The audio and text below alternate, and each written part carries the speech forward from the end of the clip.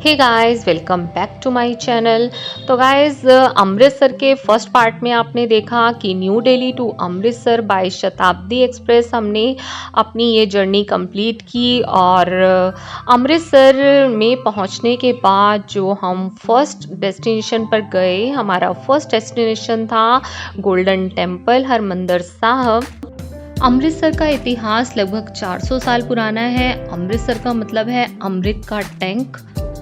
सिखों के पांचवें गुरु अर्जन देव जी ने इस पवित्र सरोवर के बीच हरमंदिर साहब यानी कि स्वर्ण मंदिर का निर्माण किया था और यहाँ गुरु ग्रंथ साहब जी की स्थापना भी की थी।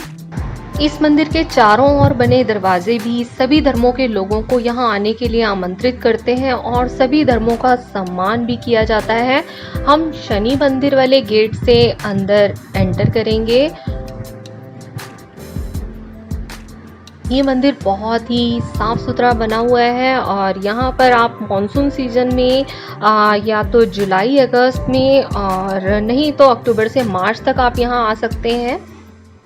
कहने को तो ये सिखों का गुरुद्वारा है, लेकिन यहाँ पर सिखों के अलावा बहुत सारे धर्मों के श्रद्धालु भी आते हैं जो कि इस मंदिर में अटूट आस्था रखते हैं। और हम भी स्पेशली इसी मंदिर के दर्शन करने के लिए अमृतसर आए हैं। यहाँ पर दर्शनों के लिए ऑनलाइन बुकिंग जैसी कोई भी फैसिलिटी नहीं है। अगर जल्दी दर्शन करना चाहते हैं तो सुबह 3 बजे से लाइन में लगना होगा। दर्शन सुबह 3 बजे से रात को 10 बजे तक होते हैं। वीकेंड्स में तो दर्शन करने का नंबर 3 से 4 घंटों में भी नहीं आएगा, क्योंकि ये देखिए सामने जो लाइन लगी है स्वर्ण मंदिर के राइट हैंड पर, वो बहुत ज़्यादा है। तो यहाँ पर रश तो गाइस एवरी टाइम देखा ही जाता है। जब भी आप चले जाइए यहाँ रश की कोई कमी नहीं होगी, क्योंकि श्रद्धालुओं की कोई भी कमी नहीं है।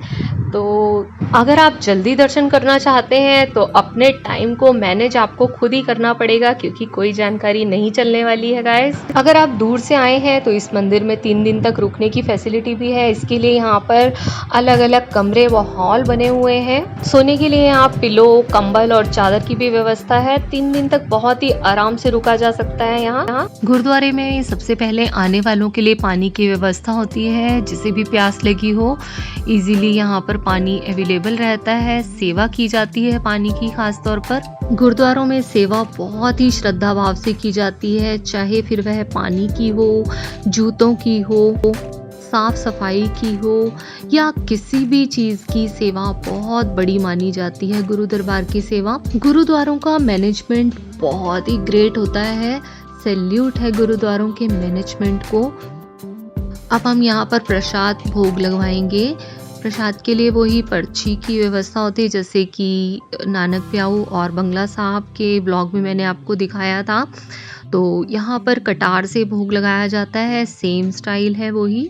प्रसाद भोग लगवाने के बाद अब हमें लगना है दर्शनों की लाइन में, जो कि बहुत ही ज़्यादा है, बहुत ही बड़ी बड़ी और बहुत सारी लाइंस हैं। तो यहाँ पर हमें काफ़ी टाइम लग जाएगा गाइस। बट अंदर के दर्शन रिकॉर्ड करना अलाउड नहीं है, ना फ़ोटो खींचना अलाउड है, तो वहाँ मैं आपको नहीं ले जा पाऊँगी। लाइन में लगने के बाद लगभग 2 आवर्स के बाद हम लोग फ्री हुए हैं दर्शनों से। और परिक्रमा करने के बाद मन किया कि यहीं पीछे ही बैठ जाएं गुरुद्वारे के।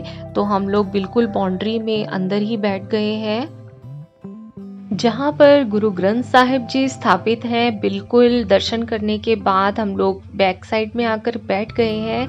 ये सामने जो लोग दर्शन करने जा रहे हैं बैक साइड से दर्शन करने जा रहे हैं, वरना यहाँ से मैं आपको दर्शन करवा देती। इस गुरुद्वारे के बारे में एक खास बात मैं आपको बताना चाहूँगी कि इस गुरुद्वारे का ऊपरी भाग 400 किलो सोने से बना हुआ है। जी हाँ, 400 किलोग्राम गोल्ड, इसलिए इसे स्वर्ण मंदिर का नाम दिया गया है। यहाँ पर 2 निशान साहब स्थापित हैं। इसका मतलब ये है कि धर्म के साथ कर्म का भी एक बहुत बड़ा रोल है। बिना कर्म के धर्म और बिना धर्म के कर्म दोनों ही अधूरे हैं। तो यहाँ हम प्रार्थना करते हैं कि हमारे जीवन में भी धर्म के साथ हमेशा कर्म जुड़ा रहे और हमारे कर्मों के साथ धर्म भी जुड़ा रहे। ये गुरुद्वारा इतना बड़ा है कि इसकी हर एक चीज़ के बारे में बताना बहुत ही मुश्किल है। 3 आवर्स हम लोग इस गुरुद्वारे में रहे और ये है गुरु ग्रंथ साहब जी का पाठ रखा हुआ है, तो हमने भी यहाँ पर माथा टेका और आशीर्वाद लिया। सरोवर के बिल्कुल किनारे पर ये बेरी का पेड़ है। कहा जाता है कि इसके नीचे स्नान करने से शारीरिक कष्ट दूर होते हैं, जिसे भी कोई प्रॉब्लम या कोई ऐसी बीमारी होती है जो ठीक नहीं हो सकती है शारीरिक, तो इसके नीचे स्नान करने से ठीक हो जाती है। तो इसका जल भी लोग घर में भर के ले जाते हैं और अपने नहाने के पानी में मिला करके उससे स्नान करते हैं। और ये मेरे हस्बैंड हैं, ये दस्तार ने इसी गुरुद्वारे से मिली है। इनका मन था इस दस्तार को अभी ही बांधना है, तो एक सरदार जी से हमने रिक्वेस्ट की और उन्होंने बहुत ही प्यार से इनके सिर पर ये दस्तार को बांधा और बहुत खुश हुए मेरे हस्बैंड भी। और ये देखिए हमें यहाँ पर कितनी देर हो गई है, हम इवनिंग में आए थे और अब रात हो गई है, तो अब भूख भी लगी है। अब हम लंगर हॉल की तरफ जा रहे हैं। तो यहाँ का जो लंगर हॉल है बहुत बड़ा है, 2 लंगर हॉल बने हुए हैं 2 फ्लोर्स पर। कहा जाता है कि लंगर में डेली 12,000 किलो आटा लगता है, जिससे 40,000 लोगों को डेली लंगर खिलाया जाता है। और ये मशीन है जिससे एक बार में हजारों रोटियां बनकर तैयार हो जाती हैं। गुरुद्वारों में लंगर का चलन सिखों के प्रथम गुरु गुरु नानक देव जी ने शुरू किया था। और ये देखिए एक बार में कितनी सारी रोटियां बनकर तैयार है। लंगर में किसी चीज़ की कोई कमी नहीं होती है और कहते हैं कि वीकेंड्स में तो यहाँ 4 लाख लोग भी लंगर करते हैं। और लंगर हॉल जो 2 बने हुए हैं उसमें 5,000 लोग साथ में बैठकर लंगर करते हैं। एक लंगर हॉल में कम से कम 2,500 लोग तक बड़े आराम से बैठ सकते हैं। और लंगर के बाद यहाँ होती है बर्तनों की सेवा, जिसका मन करे वो कर सकता है। अलग अलग 5 बार इन बर्तनों को धोया जाता है। ये सेवा भी बहुत बड़ी है गाइस। तो इस तरह से हमने आज हरमंदिर साहब जी के दर्शन किए, दर्शनों का पूरा लाभ उठाया और मुझे खुशी है कि इसमें आप लोग मेरे साथ शामिल हैं। और ये गुरुद्वारा बहुत ही सुंदर है गाइस।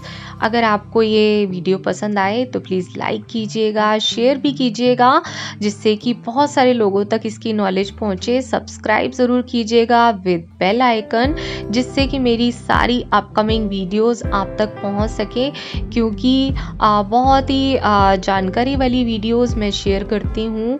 मेरी कोई भी वीडियो ऐसे ही बिना किसी रीज़न के नहीं होती है गाइस। अगर आपको जानकारी लेनी है दुनिया के बारे में तो guys please subscribe me. Take care, bye bye.